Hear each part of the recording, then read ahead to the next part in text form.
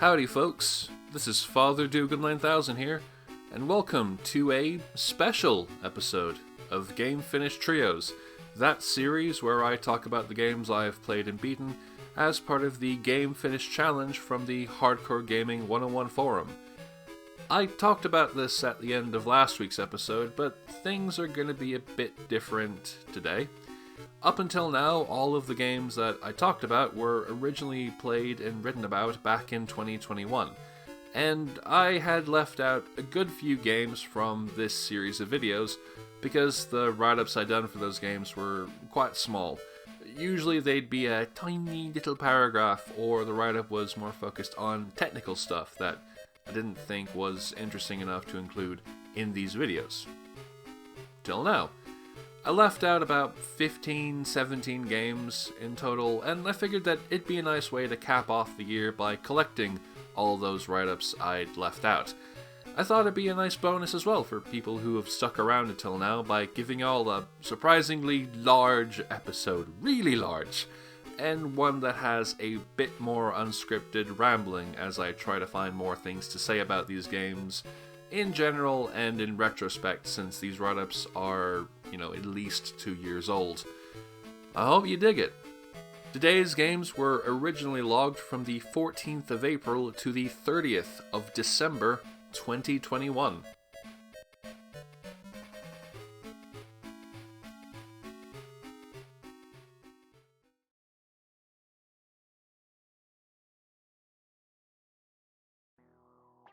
Destrega for the PlayStation. A bit of a backstory with this. When I started doing the Game Finish Challenge, it was mainly to try and get through a load of games I had downloaded or bought ages ago and never got around to playing, and I thought it'd be a nice way to actually get through some stuff instead of letting things accumulate. And they had accumulated. I think there were like 100 games I tried to play that I didn't even talk about on this channel because I couldn't get into them. Maybe the urge to try and play through them all, that pressure maybe made those less enjoyable, more difficult than they would have been otherwise. Which is fair, that happens. I hadn't really planned on covering games that I was writing about for Hardcore Gaming 101 because I figured, well, I should probably save whatever thoughts I have on that game for the website. Now, I got better on this a bit later on. I do at least say some things, but for something like Destrega, my original write-up, which I'm gonna just read out, is pretty much just, oh, this is how I beat the game. So, I beat Destrega, but I'm not discussing it in much detail because I wanted to save that for the review. If you want to go and see that, there it is. I had thought about reading out the review, but I have a different writing voice for when I'm doing the articles compared to these forum posts, what I'm reading out, so I didn't think that really worked out when I tried it. Destrega.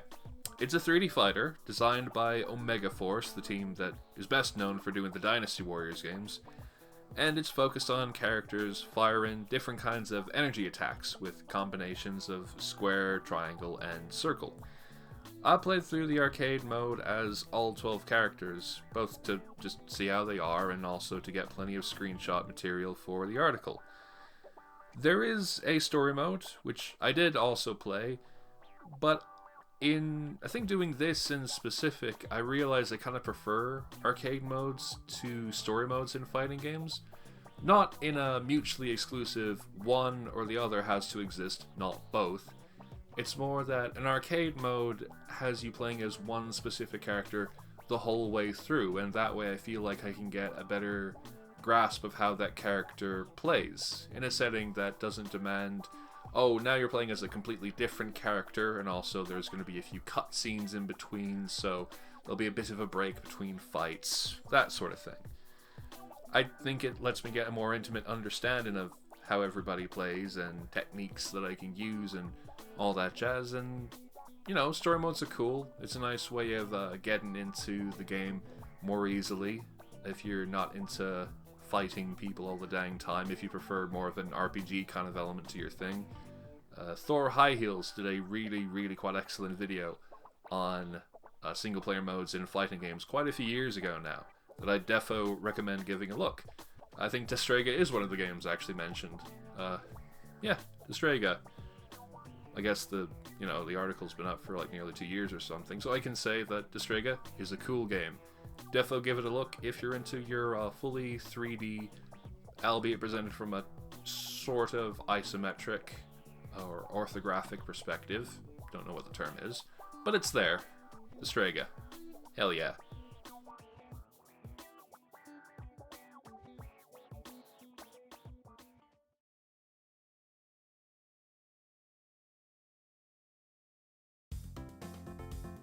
Tracking Dog for the Windows. This is one of the games I played for the Pico 8 when I was really into that around like April or March. It's a short puzzle game by Coppercoin Games where you play as a dog who has to traverse maze-like levels to collect bones and reach the kennel at the end. It's only got 10 levels. I actually beat the thing in 5 minutes. It's very to the point, but I like that. It's simple and straightforward, both in the way it looks and the way that it plays. It's very good if you only have a few minutes to kill and want to feel vaguely productive, if you consider beating a video game to be productive, which I do, so feck it. Why not?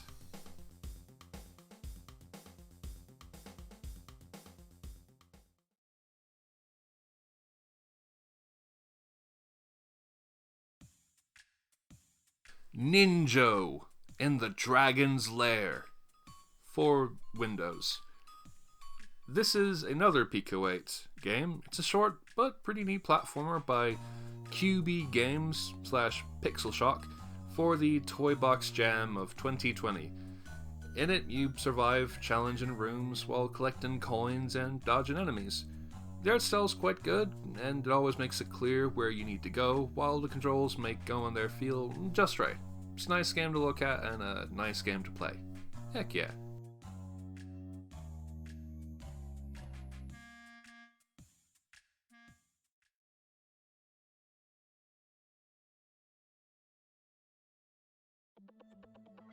Speed Freaks, or Speed Punks, if you're a filthy, dirty American, for the PlayStation. This is another game that I ended up covering for Hardcore Gaming 101, and I left out most of my thoughts in this little write-up. There is an article on the website, so you can look at that if you want to know what I generally thought of the game. This is one of the games that I actually had quite a difficult time trying to finish, mainly because of how tough the latter two tournaments are. I'd honestly planned on giving it a few days before I tried again, but I decided on a whim, because I had nothing better to do at the time, to try and grab some screenshots, playing random levels as random characters to get as much coverage as I could for the article, and then realized I probably had a better chance of beating the game if I played as a lighter character with faster acceleration. Which I did. Yeah. I only ended up in second place, but I beat all of the tournaments in the single player mode. Speed Punks, Speed Freaks, I'm never gonna get that name right, jeez, is a good game, a really good game actually. I'd probably put it in one of my favorite kart racing games.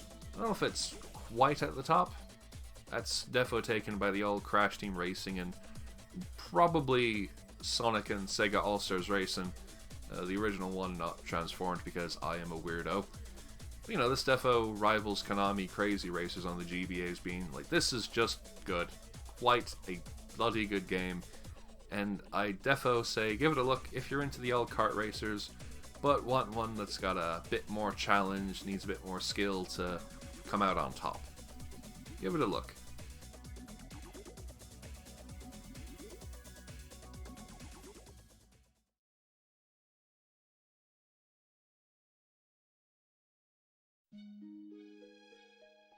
Anodyne for the Nintendo Switch. This is one of the many games that I ended up having because I'd bought that Racial Justice bundle back in 2020. I tried to play it on the computer at the time, but it wouldn't start up for whatever reason. So I ended up grabbing the Switch port at a later point in time and gave it a bash. It's quite a neat Zelda-like action RPG sort of thing, particularly in the weird emotional vibe it generates with the locations you travel to. There's the odd dialogue and the pretty memorable soundtrack by Melos Hantani. I hope I'm pronouncing that right. I particularly remember the theme for, I think it was like the Cliffside, being particularly nice. Got some cool FM synth stuff going on there, and I'm a big sucker for FM synth stuff. I'm not entirely sure how I feel about the way that you unlock the final area, by which you search through all the areas for cards hidden in treasure chests. In a way, I do get that it's meant to make you feel a bit of a deeper connection with all the locales you've been through, instead of just going through them in one ear and out the other. But I also kind of felt like it was padding things out a bit more than it needed to, which is, odd considering it's only a 5-hour long game, or that's how long it took me to beat it. But I dug it otherwise, and I definitely say give it a look if it catches your eye.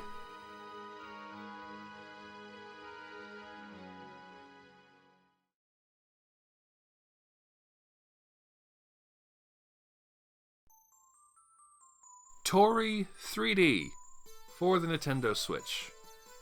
I feel like this one's quite famous in its own way. It certainly feels like it at this point. It's sort of one of those quintessential, oh hey, that's a pretty good platformer for the Nintendo Switch kind of deals. It's a pretty decent 3D platformer by Siactro, a very prolific game developer who also made the pretty alright MacBat 64. You just play as like a little chick that runs through levels and gets to the end, and it's pretty neat. Something I rather like is how it taps into the vaguely unnerving, possibly cursed nature that would occasionally be associated with early 3D games by people who grew up with them. Objects in later levels will suddenly go wrong. They don't really harm you, but they just look off. The level design gets increasingly absurd and disjointed. Things occur so abruptly that it can be quite spooky, and it spooked me a couple times. While I wish that there was a bit more to the game, I do admire how it managed to get to me on some level, considering I only played it for a single half-hour session. And if nothing else, that does make for a nice way to pass the half hour with some basic but neat platforming. Yeah, Toree 3D. It's quite grand.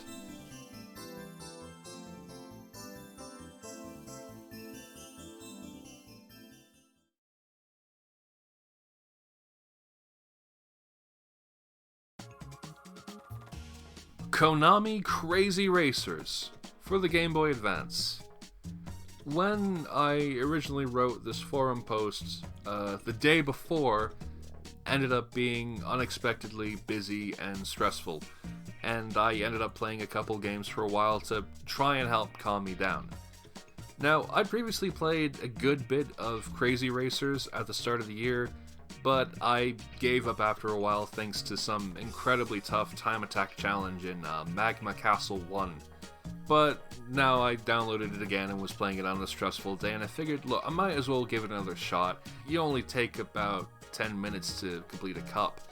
And thankfully, I managed to overcome that challenge, which is great, because Konami Krazy Racers is great.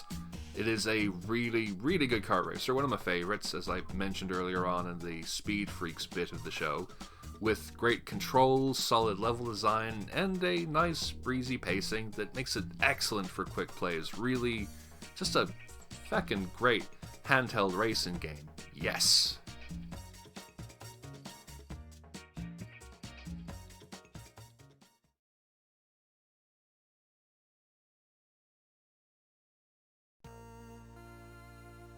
Refunct for the Nintendo Switch. This here's a very short first-person platformer by Dominique Grieshofer? I've no idea how to pronounce that, and I'm sorry if I've gotten it wrong. Yeah, it's a first-person platformer where your goal is to jump across platforms and hit switches, which opens up areas around you to let you hit more switches. It's a deliberately tranquil game. There's no external pressures, no risk of injury or death. You can just take your time, solving the puzzles and learning how to use simple wall jumps and wall runs to make your way to the collectible red spheres, which don't really do anything, they just add to the completion percentage, which also goes up when you land on any particular platform. It gives it a bit of color. I'm not sure if the design is randomly generated or not, but I might replay this every now and again because it does make for a lovely way to do some stress-free jumping and parkour. Good times.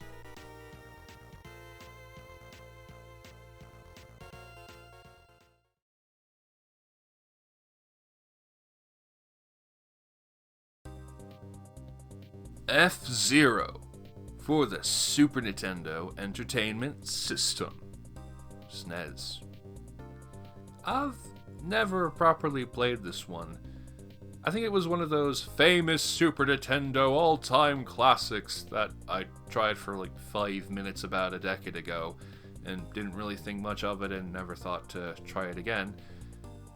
But, you know, it was the summer, a classic time for being out and about, so invariably I was on the computer waiting for something to upload, and decided to play this to pass the time. It's actually quite a cool game, now that I actually am of the mindset to try and give things a bit more of a chance if it's not completely baffling and difficult within the first couple of minutes. Yeah, it's a good time. There's no frills, fast-paced racing, backed by some tricky track layouts and banging tunes. I'll admit, I'm even a little bit curious to try those Game Boy Advance sequels that retain the original gameplay style, as opposed to the fully 3D console sequels F-Zero X and GX. My only criticism of original F-Zero is the Death Pit jump in White Park 2, where you have to hold down on the D-pad in order to make the distance, like in the air if you hold down on it while jumping, I think. It gets you further. Actually, don't quote me on that, I might have gotten it wrong, but it's a weird mechanic that is not required at any other point in the game, so you've got no way to know that you've got to do this specifically, and it feels unnecessarily harsh given that it's the last track in that particular cup. But otherwise, F-Zero is a cool game. Also, you know, there's that Battle Royale F-Zero 99 thing, which I'm never going to play because I don't have the Switch Online thing, and also because it looks like exactly the sort of game that would drive me up the wall.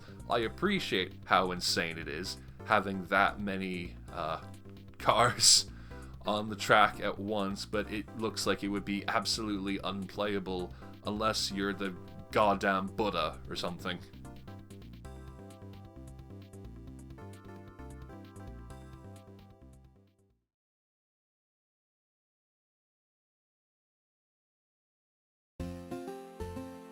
Qent's Quest, Savior of Kerth, for the Windows.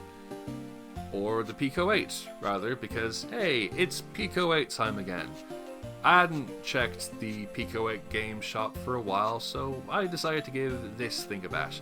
It's a quick little adventure by Contrarium about a boastful old man who, upon hearing the call to defend his home from invasion, spends the morning dilly-dallying for random items and equipment around the neighborhood.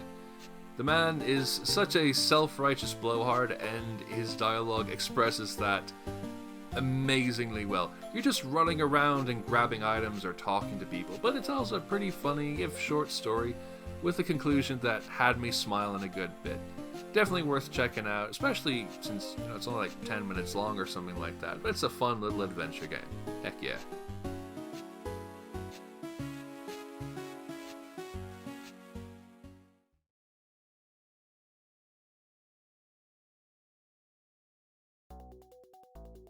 Banjo-Pilot for the Game Boy Advance. I'd originally started this over a month ago, but then I gave up after having a lot of trouble with the mumbo-jumbo boss fight at the end of the 6th cup. And as what seems to be the pattern for these things, I ended up trying it again on a whim this afternoon, and found out that the game actually let me continue from the fight instead of having to do the whole cup over and then getting back to that fight, as I had assumed. So I kept chipping away until I finally beat him, and was confident enough to push my way through to the final 2 cups. It's a pretty neat kart racer. I don't really have any major thoughts on how it plays or looks or all that jazz. It's perfectly grand, but something I did really like was that it featured side characters and tracks based on locales from the Game Boy Advance spin-off Grunty's Revenge. Admittedly, I'm not a major Banjo-Kazooie fan, so I don't know how often this game gets talked about, but in my experience, Grunty's Revenge is just is quite obscure, and I was pleasantly surprised to see it given as much attention and validity as the main games. It must have been really cool for people who liked Grunty's Revenge, or kids who grew up playing it and thought it was the best thing, just to have characters and places from that game showing up in this one, same as everybody else. Heck yeah, that's pretty cool.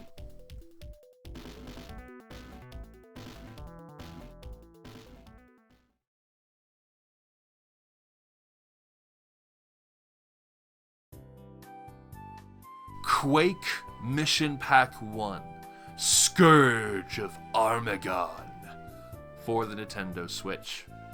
I'm pleasantly surprised at how this one turned out. I wasn't really keen on the original Quake. I thought it was a bit too repetitive, but this one was actually a good bit more varied. Each episode's got a distinct progression and vibe that makes the whole thing feel more like a journey than 4 weirdly structurally similar episodes. It's also much tougher than the base game, featuring loads of enemies and plenty of tricky traps to throw you off. That said, the final boss is hilariously anticlimactic, but in general, yeah, I generally prefer this overall to the main Quake, as controversial as that is to say, and I would reckon it's probably a hell of a time if you like Quake and just want more Quake, but tougher. I had a plan, originally, this is a side note, I had a plan to also try out the other expansions included in the Night Dive Switch port for Quake, and gave up. I want to say like halfway or thereabouts into the second one, Disillusion of Eternity, but that did not go well. I was very, very, very, very bad at it, heinously so. I was just as bad, worse actually, in Dimension of the Past, because I think I only got about 2 or 3 stages in before I thought, actually, this is just not, I'm not enjoying this is a pain in the bum. I didn't even try Dimension of the Machine, which is that whole new game-ass thing that Machine Games had made for this Night Dive port, and apparently Dimension of the Machine is really good. And I looked at a bit of gameplay, and yeah, it does actually look quite nice. There's a bunch of level types that I didn't expect to see in regular old Quake outside of fan mods and the like, so maybe I'll give it another bash, and you know, if we're lucky, if all goes well, maybe I'll be talking about it in a year or two's time. Who knows? The world is full of possibilities.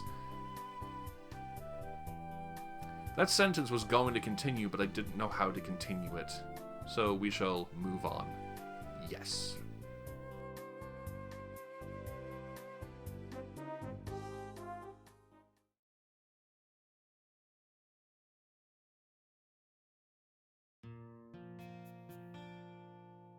A Short Hike for the Nintendo Switch. This is another one of those games that I had gotten on the computer as part of the Racial Justice Bundle, like Anodyne, but decided to grab this for the Switch as my computer doesn't run Unity games very well at all. This was quite a lovely game to play, actually, especially considering that I was playing this on a rainy day, passing the time while the electricity was out for a couple hours.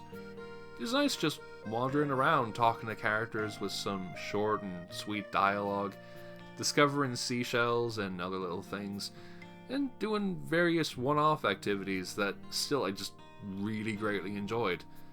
It's probably one of my favorite games in recent memory for just how it lets you take your time and just exist in whatever way you feel like doing.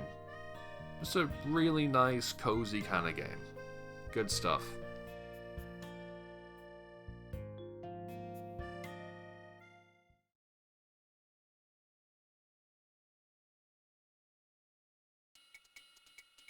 Toree 2 for the Nintendo Switch. At the time I played and wrote about this, the last few days had been quite busy with college stuff, and I wanted something simple that my hands could do within an hour, not really thinking about anything in particular. Don't laugh. So I grabbed this sequel to the 3D platformer Toree, made by Sakato earlier on this year, and gave it a bash. It's more of the same, though there's a focus on faster gameplay with boost pads and boost rings all over the shop. The momentum does seem to carry a lot more too, as I often felt myself taking ages to slow down. Honestly felt like every level was made of ice with how often this happened. Level design wise, it's fine, but it doesn't have as much of the sudden weirdness that the original did. And there isn't anything that takes its place tonally. For what I needed at the time, it did the job, and I rather liked the sudden appearance of a vocal theme in one of the stages. You know, it's there.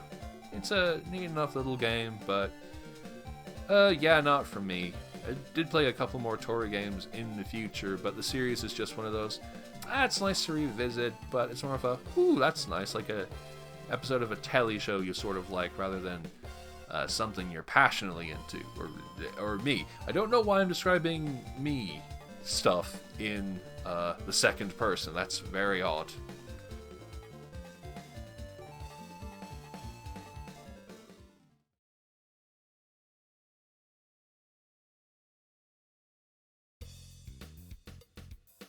Days Before Christmas for the Sega Mega Drive.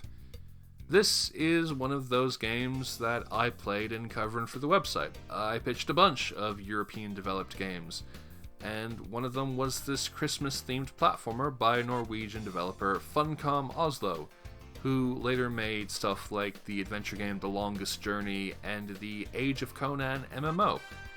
If you've never heard of this, it's probably because it only came out in Australia, at least on the Mega Drive. It did get a Super Nintendo port that also came out in Europe.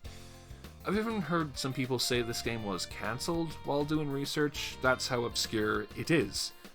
I decided to start grabbing screenshots yesterday and managed to beat it in a couple of sessions because it is actually a surprisingly easy game, which I really appreciate, to be fair.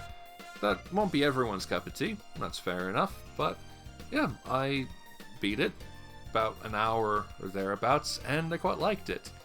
The article for the game is up on the website if you want to give that a look for old hardcore gaming 101.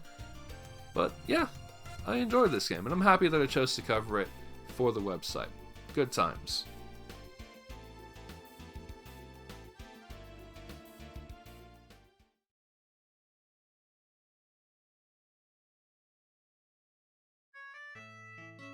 Pikuniku for the Nintendo Switch. This is a cute, weird puzzle platformer I picked up pretty much thanks to recommendations from an online friend and the Hardcore Gaming 101 article by good old Chris Gallagher. You play as a red guy with lanky legs who explores a strange world with odd creatures and people, where your main way of interacting with stuff is to kick it. There's this innocent recklessness about the game that makes me feel like I'm watching an endearingly bizarre kids cartoon, and the music especially plays into this. It's probably one of my favorite gaming soundtracks in recent memory, at least just in terms of how well it ties into the game and how unique it sounds on its own.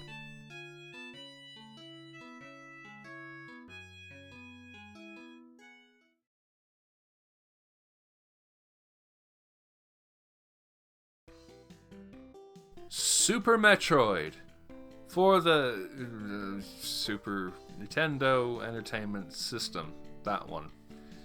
So, fun fact, this is actually the final game that I beat as part of the Game Finish Challenge for the year of our Lord 2021. Decided I might as well give it a crack before the year was out. I'd previously tried it once or twice, but got stuck in a couple of tough spots and quit then and there. I think I played through a improvement hack In the past, an improvement hack, like, it made the physics a bit different. I think it added some new areas and such. So I wanted to try and beat the regular game as it came out back in the 90s on its own terms. I finally had the nerve and a few Let's Drown Out's videos playing on the side to push through and make my way to the end. It's quite the good game, and I'm honestly surprised that I ended up playing as much of the original Metroid series this year as I did. You know, way back in the distant past, I talked about Metroid Fusion and replayed Zero Mission. Yeah, it was nice to play through a couple of the old Metroids. That was pretty neat. Not much else to say. It's Super Metroid. You either think it's the greatest thing in the universe, or you think, it's pretty grand. And I'm definitely in the latter camp.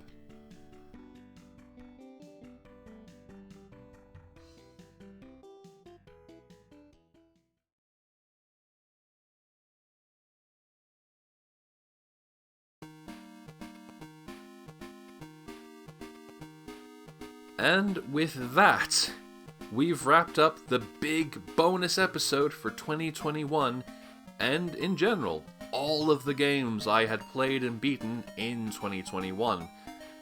Wild to think that we're finally through that year, and with so many games talked about, it's kinda crazy. Admittedly, there were plenty of short Pico 8 games and Sonic Roboblast 2 mods, and I didn't play anywhere near as many of those in the next year of 2022, so who knows, maybe we'll get through that year in less than, God almighty, 45 episodes, 45! It's bananas.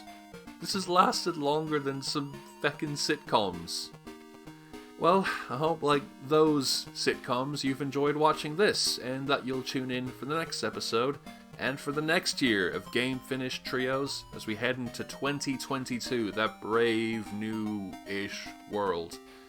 Thank you so much for watching, whether you're just tuning in, or you've been around for some time, and until we meet again, have a wonderful day, and a happy newish year to come.